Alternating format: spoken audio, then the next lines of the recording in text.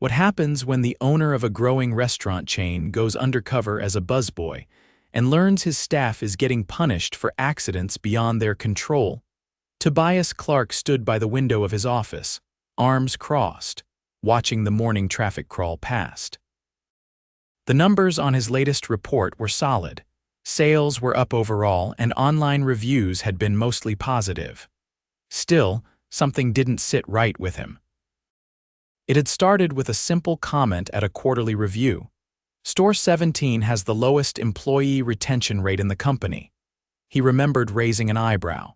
Why? No one had a clear answer. Some blamed the area. Others said it was a younger crowd. Excuses. Tobias didn't buy it. He had bought the chain 6 years ago from a retired couple who wanted to leave a legacy. He'd expanded it to 20 locations across 3 states, but success had come with distance. He hadn't met most of the new managers. He barely knew the frontline workers anymore. So when he decided to go undercover, he didn't tell a soul. He shaved his beard, dyed his hair a darker brown, and wore thick, rimmed glasses. He picked up a second-hand car, put on a cheap polo, and walked into Store 17 as Kyle, a new trainee hired for weekend shifts. The manager at Store 17, a guy named Dennis, barely looked up from his tablet when Tobias walked in. "You the new part-timer?" "Yes, sir." Dennis waved at a young woman wiping down a counter. "Dahlia, show him around." "I've got inventory." Dahlia Johnson, petite, early 20s, high ponytail, gave him a quick smile. "Follow me, you've worked in a restaurant before." "Some," Tobias lied. "Mostly back of house, I can do whatever." "Cool, we need help bussing and drinks tonight." Fridays get slammed. The restaurant was a mid-sized casual spot. Burgers, sandwiches, shakes, decent lighting, loud music. It was clean but tense. The energy wasn't what it should have been. No laughter.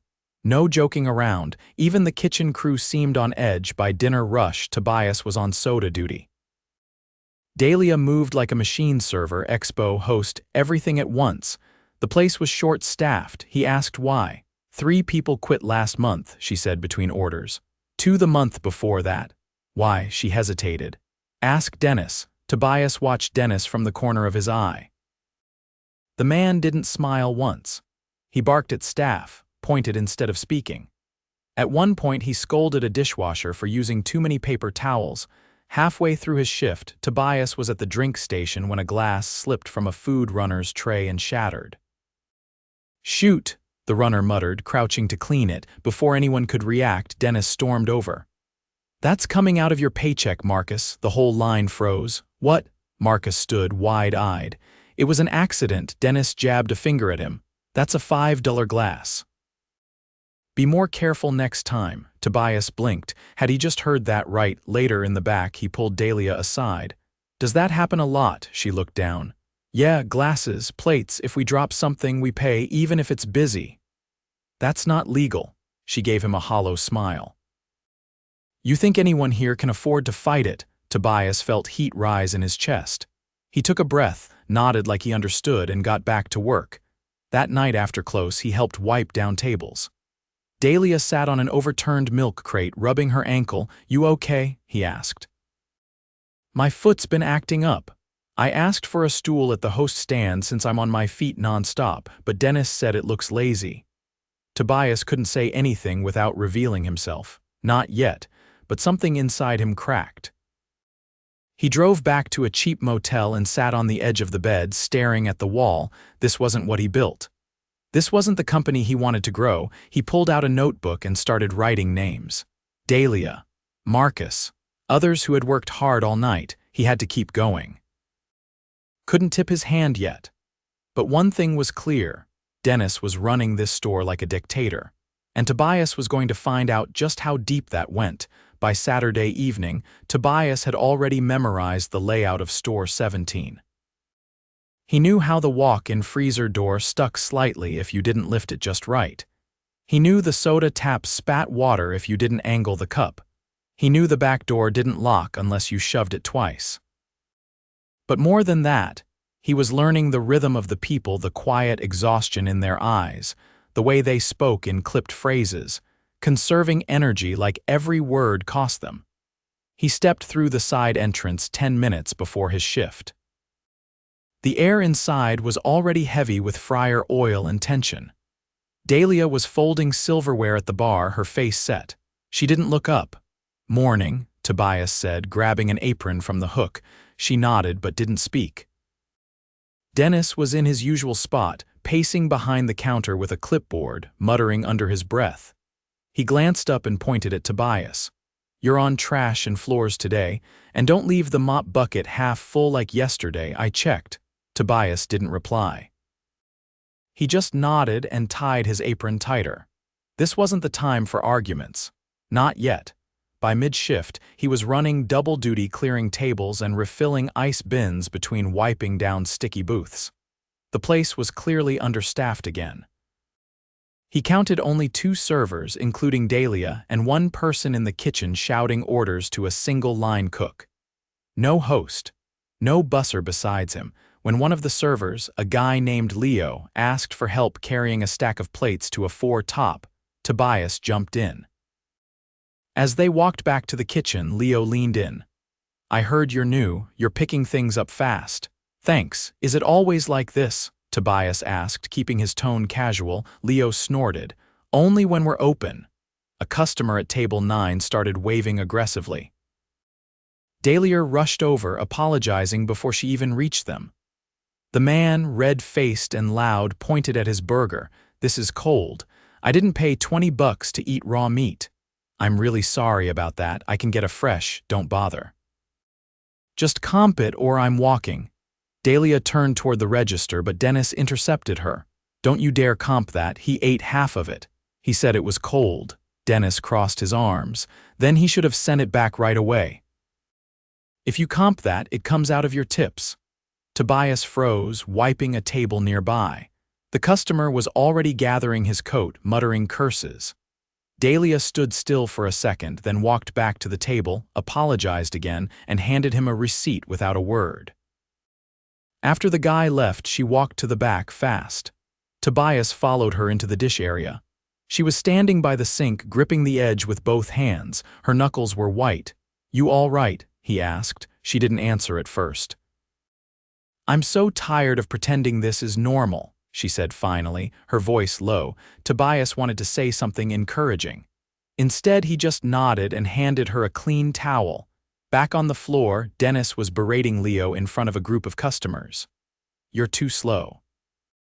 That food sat in the window for 5 minutes. Are you trying to sabotage the kitchen?" Leo didn't respond. His hands were shaking as he grabbed the plates. Tobias moved in. "I can run food for a bit if that helps." Dennis didn't even look at him. "Stay in your lane, Kyle. You're a busser, not a savior." By that point, the kitchen was falling behind. The line cook, a woman named Renee, was sweating through her uniform. She was juggling 3 burgers, a grilled chicken sandwich, and a fryer basket all at once. Dennis stalked in, looked at the mess, and barked, "Get it together, Renee. This isn't amateur hour." She didn't answer, just tightened her grip on the spatula and kept going. Tobias stepped in to refill the prep station's ice tray. As he passed her, he whispered, "You're doing great." She didn't respond, but her jaw unclenched slightly. During a lull, Tobias slipped outside and called Shelley, his head of HR, from a prepaid phone he'd bought for the week. "I need you to pull the employee files for store 17. Particularly anyone who's left in the last 6 months, and check if we've gotten any complaints filed through the hotline." "Is this about Dennis?" she asked. He paused. "Just pull the records, I'll explain later." Back inside, he caught a scene at the prep station. A teenage dishwasher named Ethan stood by the sink while Dennis loomed over him. "You missed a spot again. You think this is acceptable?" "I'm trying," Ethan mumbled. "Trying doesn't cut it. Either do it right or don't bother showing up." Tobias stepped in before it escalated further. "I can help him finish up. We'll have it spotless in 5. Dennis shot him a glance. "You sure you're not hiding back here to avoid real work?" Tobias kept his tone flat. "Just trying to help where I can." Dennis didn't respond. He walked off, muttering something under his breath.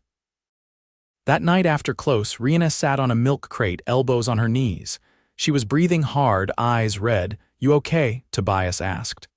I've been here since 10 this morning, she said. No break. Dennis said we were too short to cover me. Tobias looked at the schedule taped to the wall. Rihanna was supposed to be off by 4. She'd worked an extra 6 hours, no overtime authorization, no break. You ever report this? She shook her head. To who? The hotline. Dennis listens to those messages himself. That stopped Tobias cold. What do you mean? He brags about it. Says no complaint goes anywhere unless he lets it. Tobias didn't sleep that night. He sat in his car outside the motel with the engine off, listening to the tick of the cooling metal. If Dennis was intercepting hotline complaints, that meant corporate had no idea what was going on in this store. No one did. He checked his phone, 3 voicemails from Shelley. He didn't listen to them yet. The next morning, he came in an hour early. He walked through the store in silence, watching Dennis from the corner of the dry storage. The man was alone at a table, counting out cash from the tip jar. He wasn't supposed to be touching that money. Tobias walked in. Busy morning, he asked. Dennis looked up. What are you doing here? You're not on for another hour. Just figured I'd help out. You looked like you had your hands full. Dennis narrowed his eyes.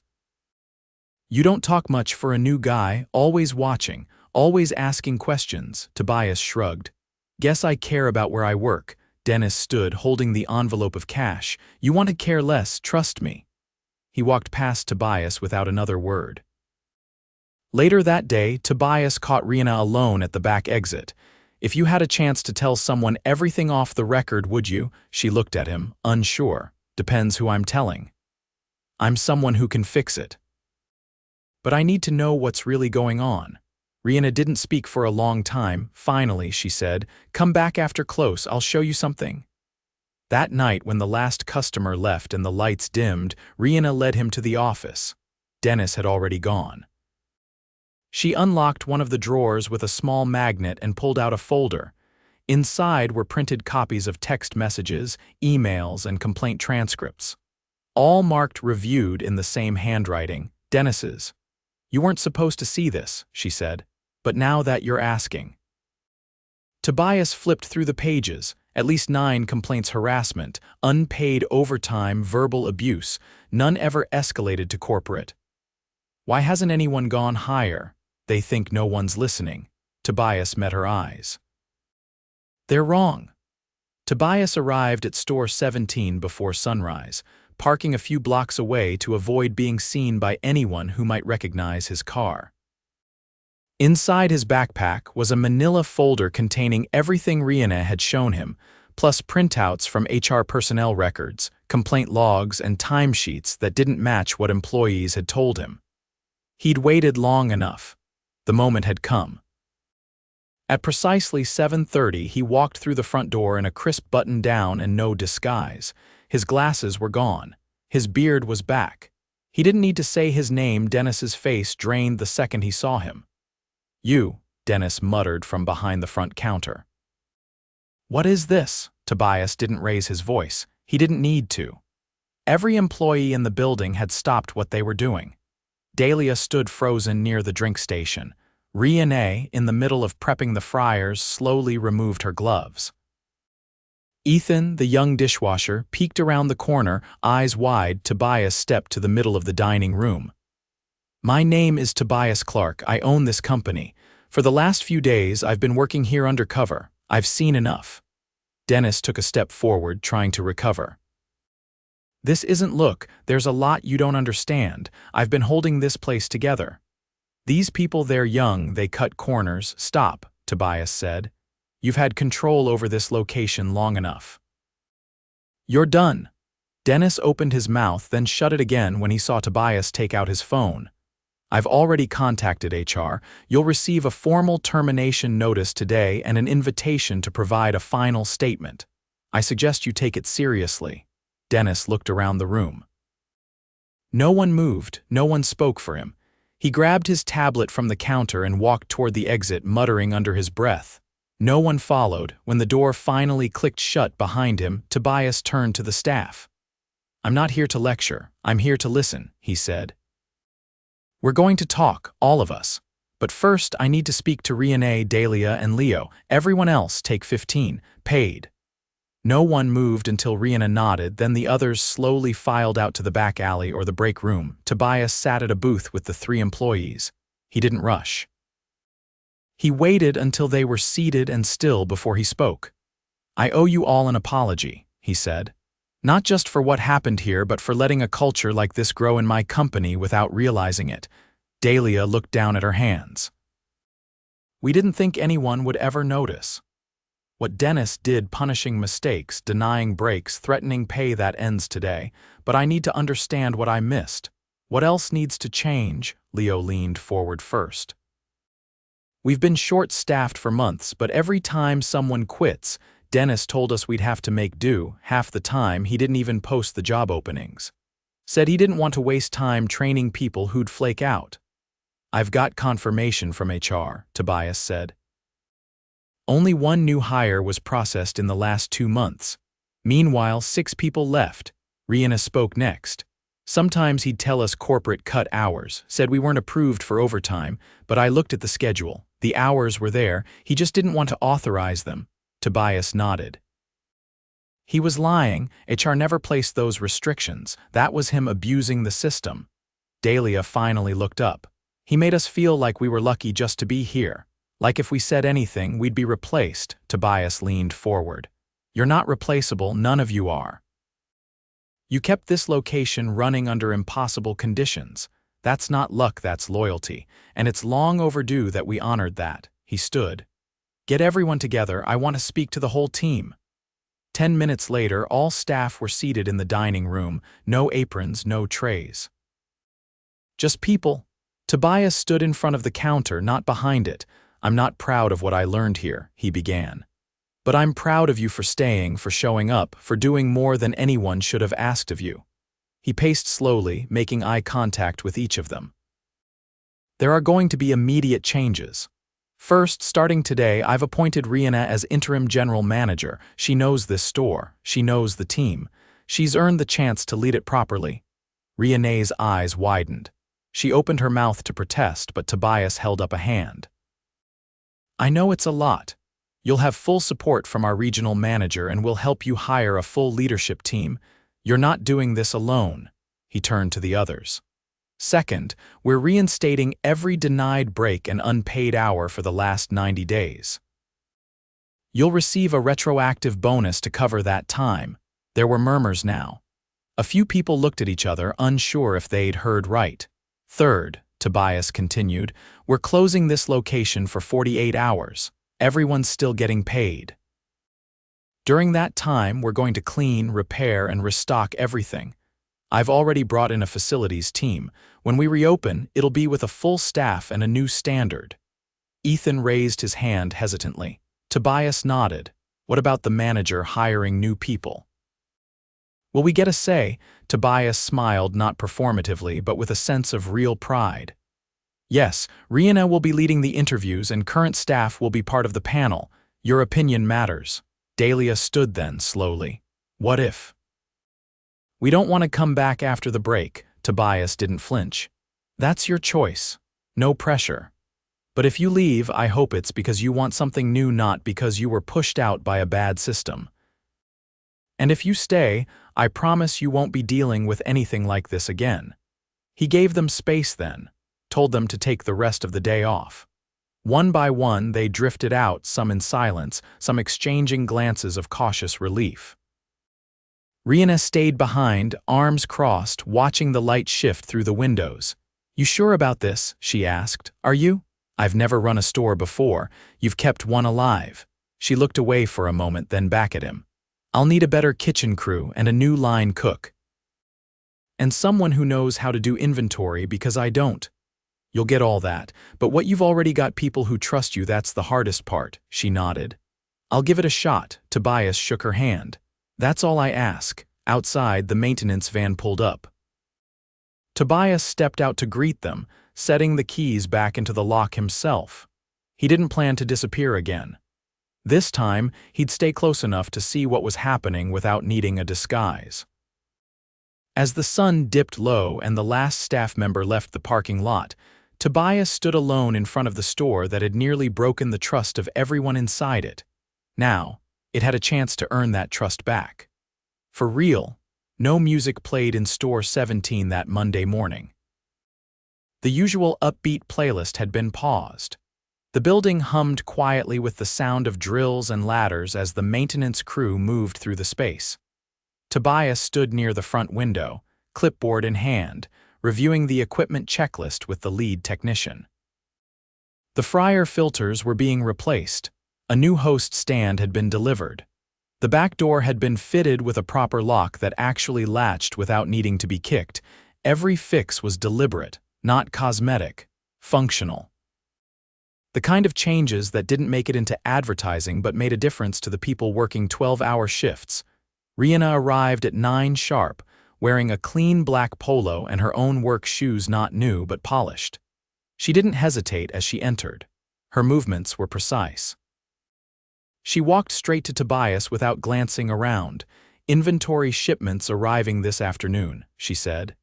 "They called me last night to confirm. I'll check it in myself."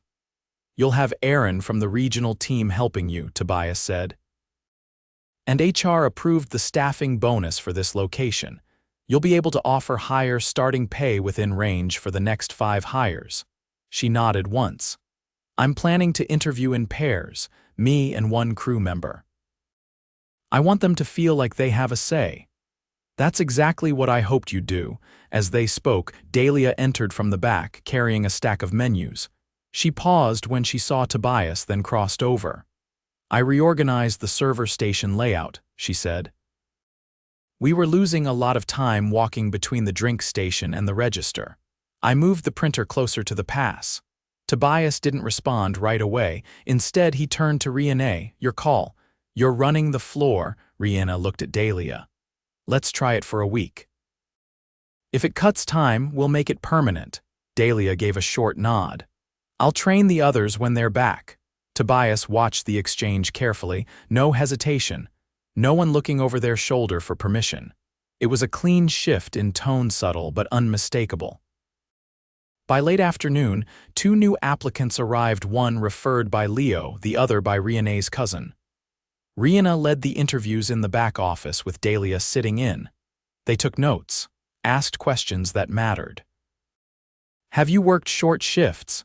How do you handle stress when the kitchen's behind?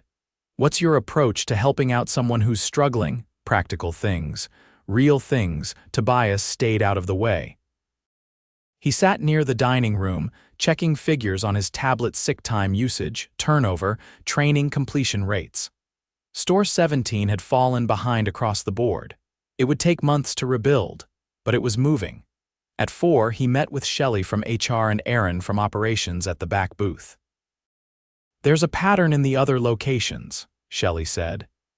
"Where Dennis had influenced former assistant managers he helped promote, we're seeing similar complaints, just not as severe." Tobias looked at Aaron. "How fast can we audit those stores?" "I'll be on site at 2 locations this week," Aaron said. "We'll review logs, talk to staff directly. No manager should be handling complaint channels under any circumstance. We'll change protocol so all complaints route through a third-party system," Shelley added. "No local access, no gatekeeping." Tobias nodded. "Make that priority 1. The next morning, Rihanna called the first team meeting. Not a training, not a briefing. A meeting. Chairs were pulled into a circle in the dining area. No one wore aprons.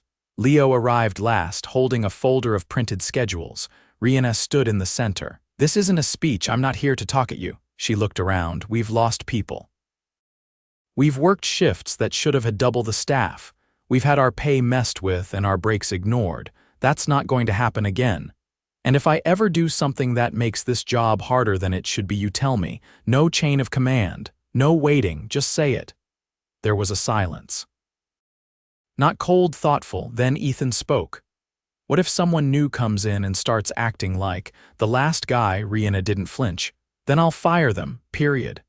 Tobias was leaning against the edge of the soda fountain. He stayed quiet. Dahlia glanced at him. "And you?" "You're still watching." "I'm still learning," he said. "But I won't be back here in disguise again. If I show up, you'll see me coming." Leo raised a hand. What if other stores are like we were? They are, Tobias said. Some of them were fixing it, but you all set the example. You're where we start. Later that week, the store reopened, quietly, no grand rebranding, just clean floors, fully stocked shelves, and a complete, accurate schedule posted in the break room. The customers came back slowly. Regulars noticed the difference. Orders came out faster. The staff moved with a rhythm that hadn't been there before, not perfect, but solid. On Friday, during a lull between lunch and dinner, Rihanna sat with Tobias in the back office. You staying through the weekend? She asked. No. I've got a flight tonight. You trust me not to burn it down while you're gone? If I didn't, I wouldn't leave. She considered him for a second. It's not fixed, not yet, I know. But it's not broken the same way anymore, he looked at her. That's what leadership is. You don't wait for things to be perfect, you show up before they get worse. Rihanna leaned back in her chair. You know, I almost quit last month, had another job lined up, then I stayed out of spite. Spite gets underrated, Tobias said. She smiled, not wide, just enough. As he left the building, Tobias paused by the dry storage. He ran his hand along the new shelving, sturdy, level safe. He remembered the first time he'd walked in, disguised, watching Rihanna juggle 6 orders on a broken line.